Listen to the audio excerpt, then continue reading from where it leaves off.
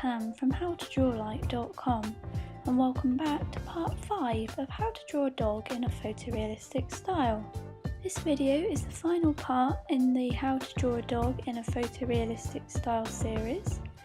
and in this video we're going to take a look at adding the final details to the dog drawing, as well as ways to see if there's anything you can do to further improve the drawing before you completely confirm that it's finished.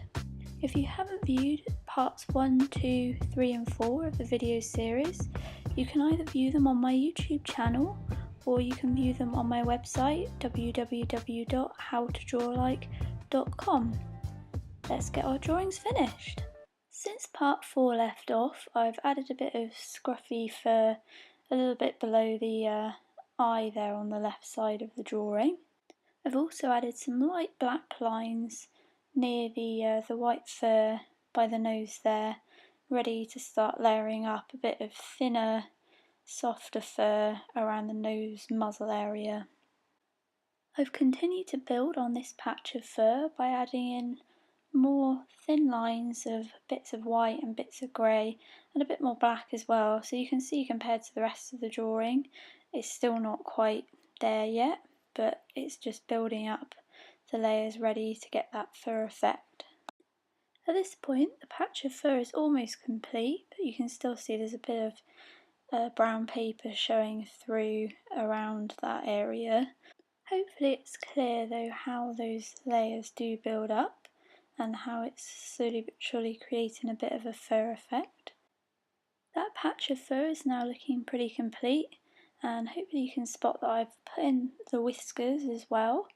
Now the one thing to mention with whiskers is I really like putting them in at the end because it kind of feels like that's the drawing finished then, that's the final bit.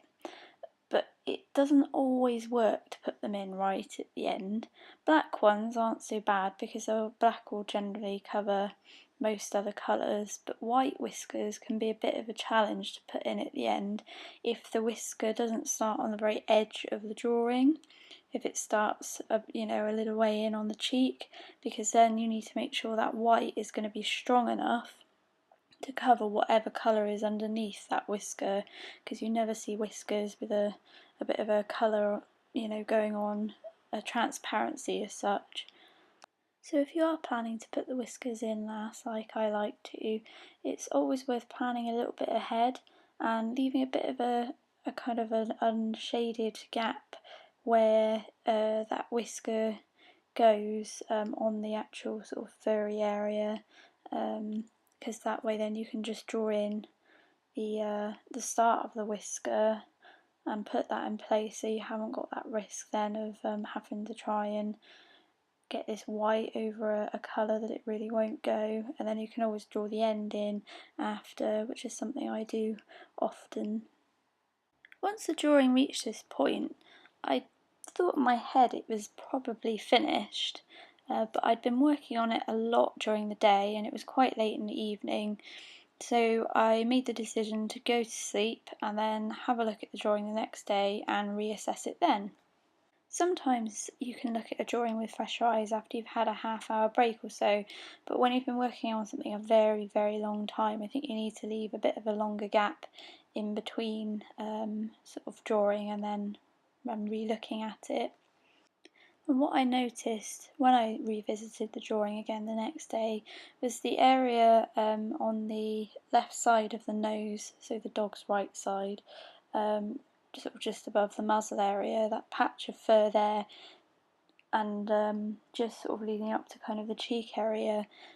it looked a little bit too transparent still to me in places. Like the paper showed through a little bit more, and you probably can see that in this image as well. I really recommend spending a little bit of time looking at your drawing and looking back at your original photograph that you were working from at this stage,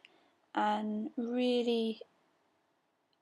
try and see if there is anything that needs tweaking or adjusting.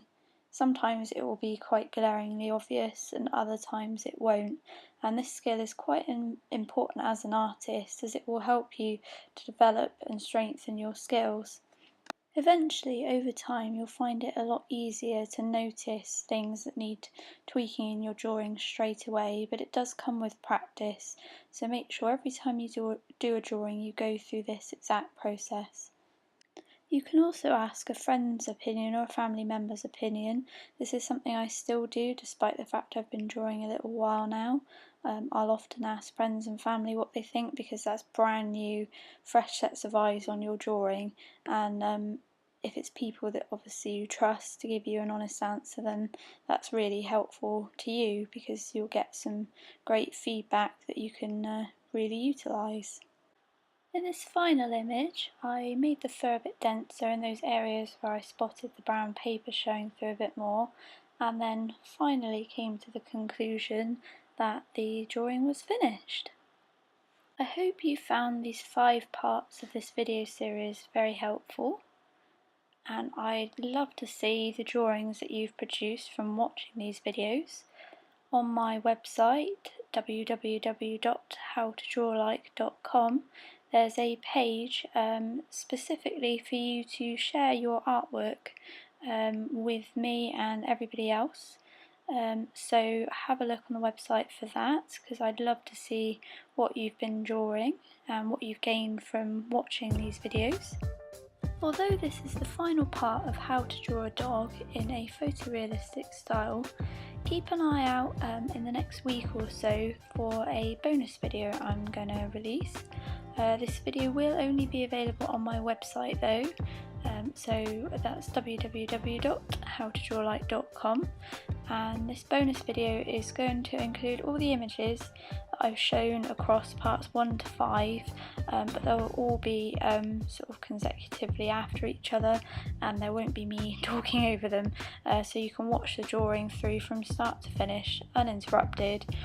This might also be useful if you've already watched through parts 1 to 5 and you just want to watch the way the drawing flows and just look out for specific bits without chopping and changing backwards and forwards between the other videos. If you have any questions about this series of videos or anything else art related, please do get in contact. You can either visit the contact page on my website or you can contact me through Twitter. If you go onto Twitter and search for @howtodrawlike, and you can have direct conversations with me on there, and I'll be happy to answer any of your art related questions. Don't forget to subscribe to my YouTube channel too, Tam How to Draw Like, so you can stay up to date with all future content that I bring out. I'll see you back again soon for another video. Thanks for watching, and bye for now.